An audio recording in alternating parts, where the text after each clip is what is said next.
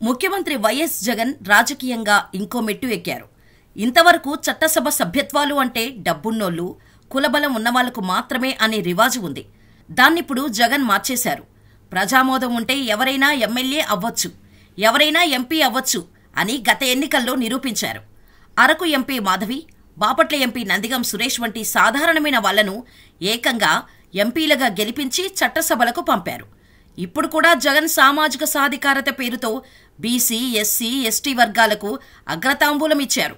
200 స్థానాల్లో 100 స్థానాలను BC, SC, ST వర్గాలకు కేటాయించారు. కులం చూడలేదు, గోత్రం లేదు, వారి వెనుక ఉన్న ఆర్థిక అంగబలాన్ని చూడలేదు. దీనిని హేళన చేయటం, దళితులను అవమానించటం చంద్రబాబు పచ్చపార్టీకే చెల్లుతోంది. Singanamala MLA ticket tipper driver వీరాంజనేయులకు ఇచ్చినా, మడకసిర టికెట్ ఉపాధి హామీ కూలీ ఈర లక్కప్పకు ఇచ్చినా అది పేదల పట్ల ఆయనకున్న ప్రేమకు నిదర్శనమే.